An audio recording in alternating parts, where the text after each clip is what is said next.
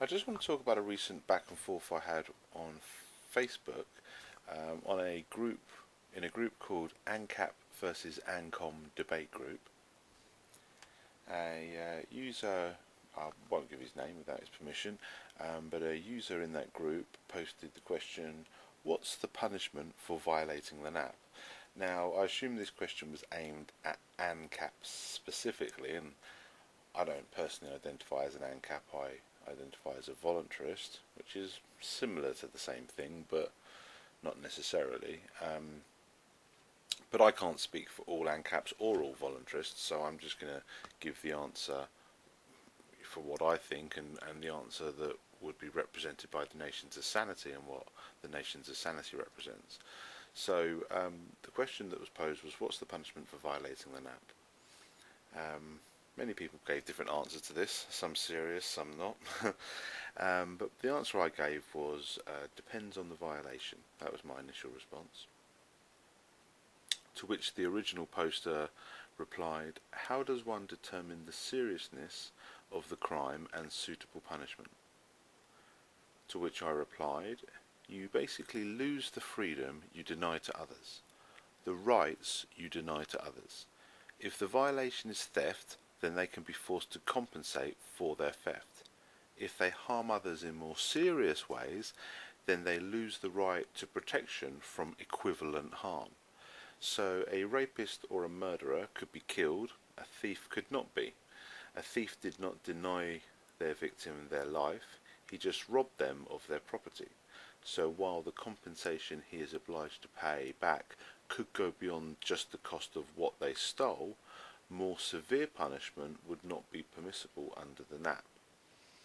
A rapist or murderer could be killed because 1. The response would be proportionate and relatively equal in severity, and 2. They are proving themselves to be a deadly threat, making lethal force against them justified, even after the fact. And then I posted, and just for clarity, I'm not an AMCAP, I'm a voluntarist. Similar, but not precisely the same thing.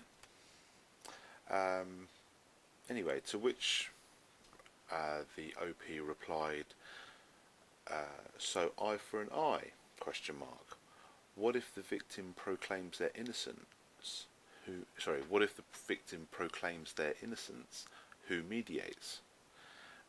To which my answer to that question was the following. It's not quite eye for an eye, certainly not just that. Killing a rapist or a murderer can be simply a proportionate response to someone who has proven to represent a lethal threat. Just on the grounds of defence it can be justified. If the act was proof of their propensity and willingness to rape or kill others, then the force required to protect against such a threat can include killing that person. My point is that the severity of the crime dictates the proportion of the response that would be allowed. As for the issue of innocence and who mediates, which is a different issue from what is just a response to a crime, which is a different issue from what is a just response to a crime, the voluntarism I personally advocate for, elaborated on here, and I put a link to the nationsofsanity.com at that point, involves actually establishing the NAP as the law through a peace agreement, essentially making it the terms of peace. The standard of proof would be universal, as would the law. In other words, if you execute an innocent man, then you are guilty of that crime, executing an innocent man. No one is afforded special rights, it applies equally to all. So the burden of proof is on those who allege the crime, innocent until proven guilty. Now, one of the reasons why I wanted to share this little back and forth with you is because I quite like the answers that I gave to the questions posted, because it gave me an opportunity to explain or demonstrate how you can take an objective approach to the enforcement of the non-aggression principle and to how you guide what would be a proportionate response to a violation of the non-aggression principle. And this is important because the non-aggression principle itself, the main selling point of it, that the Nations of Sanity is pretty much built on, is the idea that the non-aggression principle, as a principle, is an objective standard of morality. It is universalizable, as Patrick Smith from Disenthrall likes to say.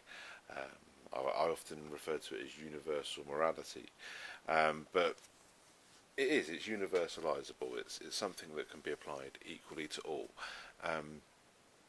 And because of that, you don't want to start adding subjectivity to it. So if you can take an objective approach to all aspects, which is essential for what the Nations of Sanity is proposing, because the Nations of Sanity is proposing to establish the non-aggression principle as the law, as the terms of peace. And when you get into the real world implications of that, you need to be able to deal with the enforcement of this law and the approach to proportion when it comes to responses to non-aggression principle violations, things like burden of proof. These are all important questions, and I thought that exchange gave me the opportunity to demonstrate how you can maintain the objective approach when you're dealing with, as I say, the enforcement of the non-aggression principle, and how you deal with responses to violations of non-aggression principle, and defining what is and isn't a proportionate response.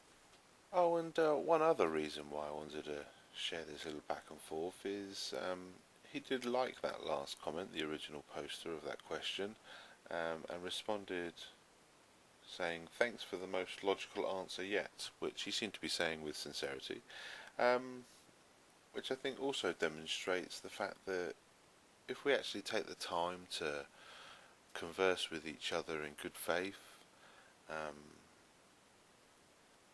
and really go through and answer all these questions, not necessarily dismiss them as sometimes many of us do. I think when we go through these questions ourselves, perhaps even answers that we hadn't properly considered are illuminated. So anyway, I just wanted to share that with you, and goodbye.